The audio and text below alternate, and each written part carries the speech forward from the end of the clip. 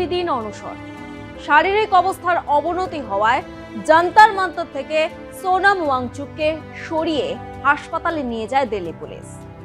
এত পর্যন্ত সবকিছু স্পষ্ট হলেও সাদা চাদরের রহস্য সৃষ্টি করেছে অস্পষ্টতা। দিল্লির জান্তার মান্তরে টানা অনশন করার পর অসুস্থ হয়ে পড়া সমাজকর্মী ও শিক্ষাবিদ সোনাম ওয়াংচুককে সরিয়ে দেওয়ার সময় দিল্লি পুলিশ বড় আকারে সাদা চাদর দিয়ে তাকে ও তার বিছানা আড়াল করেছিল।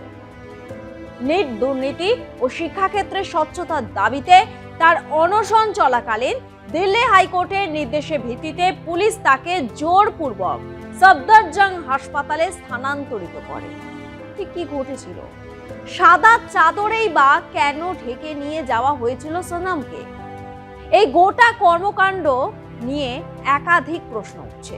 সেই সবকিছু নিয়েই আলোচনা করব, তাই ভিডিওটি স্কিপ না করে পুরোটা দেখার অনুরোধ করব আপনাদের। আপনার পুজো পৌঁছে যাক বিশ্বের দরবারে।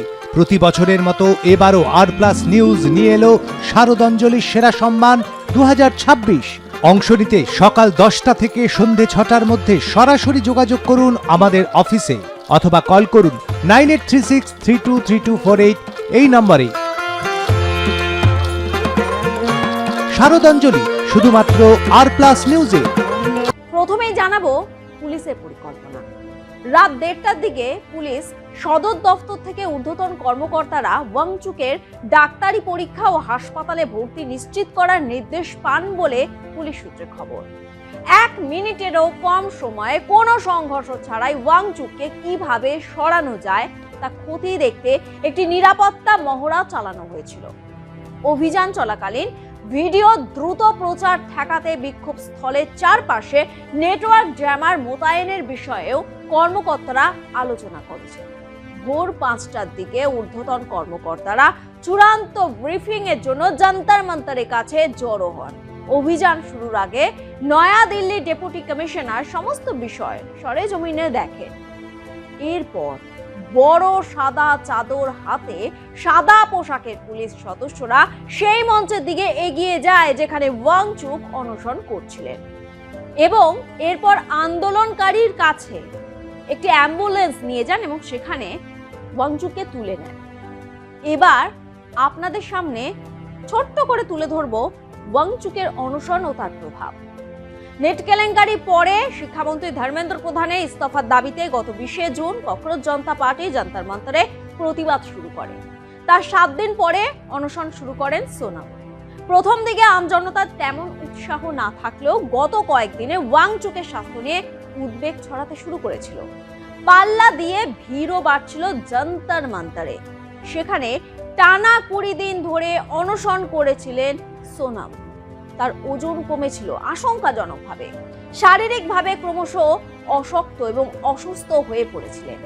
এই পরিস্থিতিতে শনিবার ভোরে অনশনের 21তম দিনে দিল্লির জান্তার মান্তর থেকে সোনাম ওয়াংচুককে তুলে নিয়ে গিয়ে হাসপাতালে ভর্তি করানো হয়েছে। ঘটনার দৃশ্য সরাসরি দেখা থেকে বিরত রাখতে একটি সাদা চাদর দিয়ে আড়াল তৈরি করা হয়েছিল, যা নিয়েই প্রশ্নচিহ্ন তৈরি হয়েছে বিভিন্ন মহলে।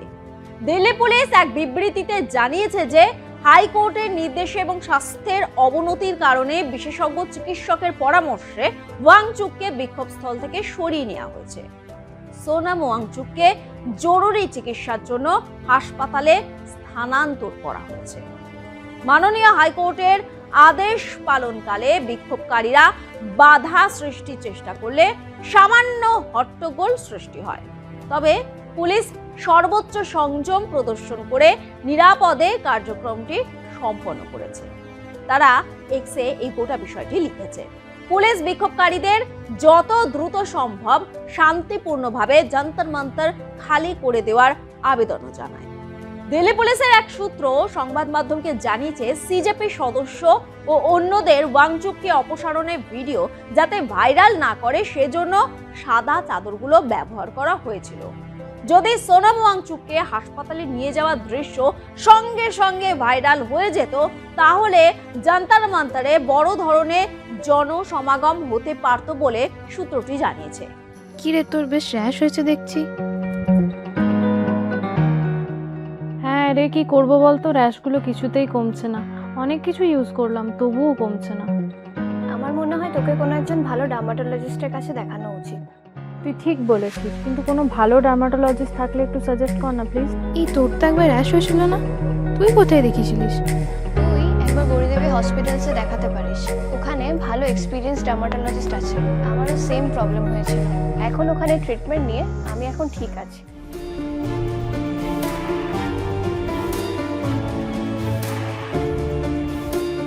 গৌরী দেবী হসপিটাল, রাজবাঁধ, দুর্গাপুর। যোগাযোগ 8001003333, 8001113333।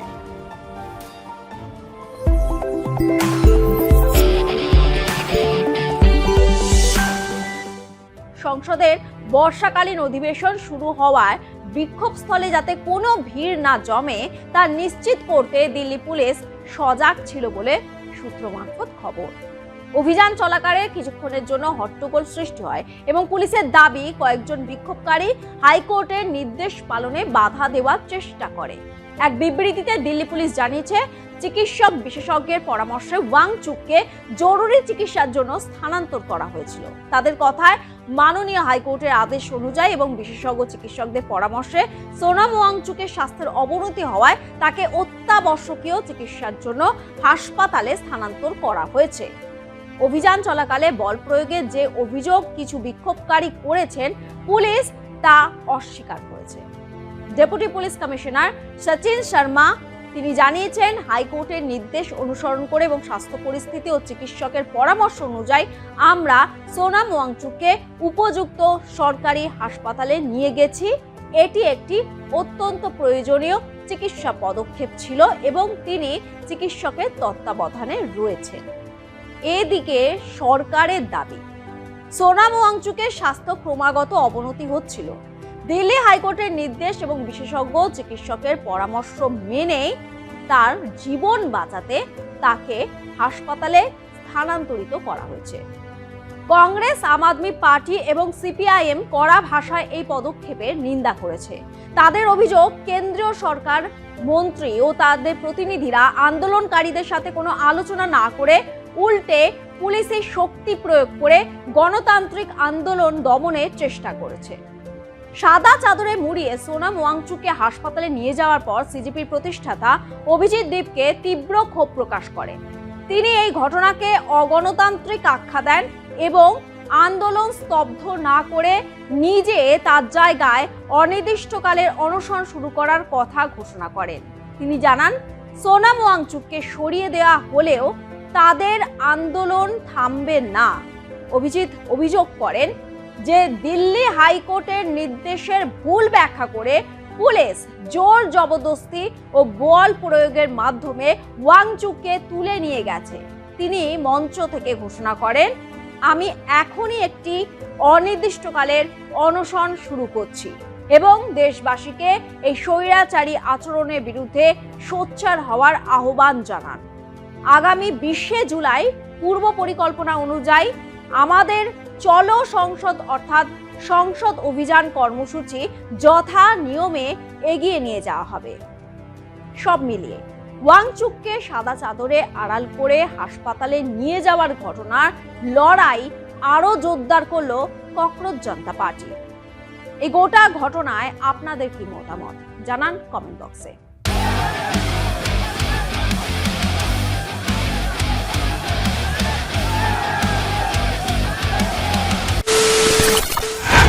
খবরের নামে প্রতিদিন সন্ধে আপনার ড্রয়িং রুমে কি শুধুই চিৎকার চেঁচামেচি হয়ে আসে? বিতর্কের নামে চলে গালাগালি আর কাদা ছোড়াছুড়ি। এবার সময় পরিবর্তনের, কারণ আমরা কান ফাটানো চিৎকারে বিশ্বাস করি না। আমরা বিশ্বাস করি খবরের সত্যতায়। আমরা কোনো পক্ষের হয়ে গলা ফাটাই না, আমরা সাধারণ মানুষের হয়ে প্রশ্ন তুলি। চিৎকার নয়, শুধু খবর হবে যেখানে বিতর্ক আছে কিন্তু কুৎসিত ঝগড়া নেই। সঠিক তথ্য, বিশ্বস্ত খবর। নজর রাখুন আর প্লাস নিউজে।